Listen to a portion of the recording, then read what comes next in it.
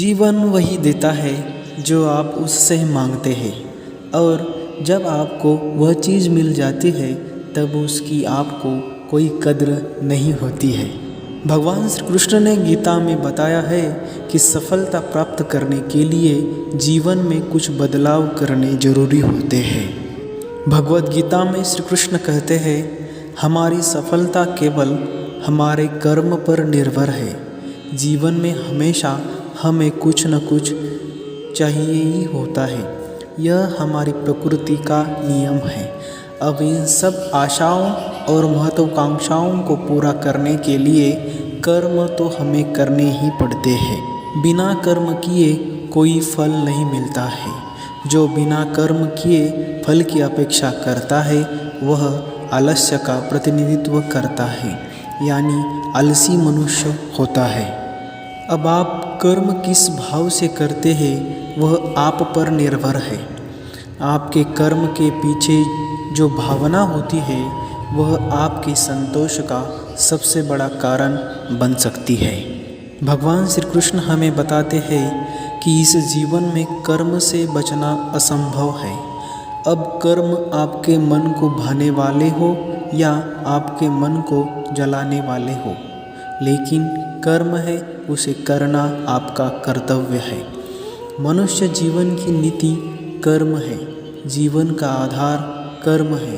अगर आप मोह में बंध कर कर्म करने से मना कर देंगे तो परिस्थितियां ऐसी हो जाएगी कि वे आपसे वही कर्म कर रही होंगी। यह बात वैसी है जब अर्जुन कुरुक्षेत्र में महायुद्ध के बीचों बीच अपने अस्त्र शस्त्र डाल लेते हैं, क्योंकि कुछ क्षणों के लिए अर्जुन इस मोह बंधन में बंध जाते हैं। उनको लगता है कि वो अपने भाई, अपने कुल, अपने संबंधियों का विनाश रचने के लिए शस्त्र उठाना सही नहीं है। तब शायद अर्जुन को कर्म में न संतोष मिल रहा था और न आनंद। इस अवस्था में भगवान श्री कृष्ण पार्थ को बताते हैं कि अगर हम कर्म से मुंह मोड़ लेंगे तो इसका अर्थ यह नहीं कि हम वह करने से बच जाएंगे।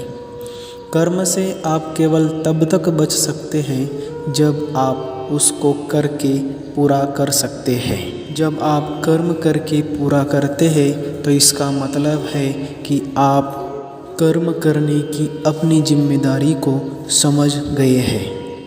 अब आप पर यह है कि आप अपने कर्म को धर्म समझकर करें या बोझ समझकर करें। अपने कर्म को आप कौन सी भावना से करते हैं वह पूर्ण रूप से आप पर है, लेकिन करना तो पड़ेगा, इस तरह या उस तरह। देखिए, बोझ समझकर करेंगे तो जीवन भर भारी कठिनाई और कठोरता लगेगी। धर्म समझकर करेंगे तो सेवा भाव से कर्म करेंगे तो ऐसा लगेगा कि आपके हाथों कुछ भला हो रहा है या भला होने जा रहा है। यह ऐसी बात है कि आप जो सेब का या अनार या संतरा खाते हैं वह इसलिए खा पाते हैं क्योंकि दूर किसी माली ने अपना कर्म किया था। उससे बोने को, उससे काटने को, आप तक पहुंचाने को वह सब उसका कर्म था।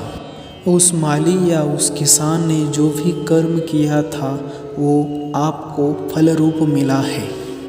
जैसे उसके कर्म का फल आप खा रहे हैं, वैसे ही आपके कर्म से किसी और को कोई सहायता मिल जाएगी।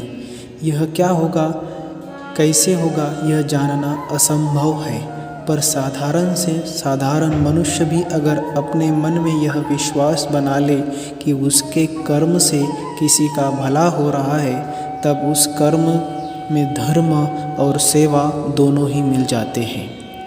हम इस बात को किसी न किसी रूप में जानते ही हैं और करते भी हैं। जैसे जब हम ऐसी नौकरी करें जो हमें उतनी पसंद नहीं होती, लेकिन उस नौकरी से हमारा घर चल रहा हो या हमारा परिवार खुश रह रहा हो, तो हम हमारा मोह छोड़ देते हैं। इसी कर्म में धर्म का भाव मिलता है।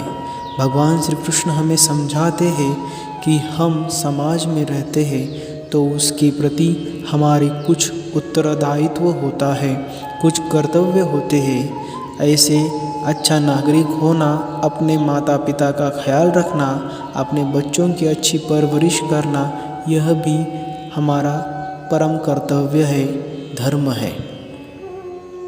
इसलिए अगर मन विचार में डगमगा उठा है कि आप यह सब कैसे करेंगे, तो ऐसे नकारात्मक विचार छोड़ दीजिए।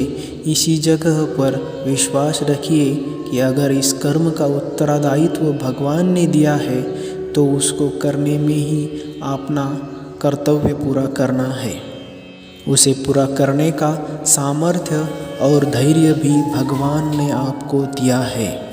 भगवान उस कर्तव्य को आपसे ही पूर्ण करना चाहते हैं। धन्यवाद। जय श्री कृष्ण।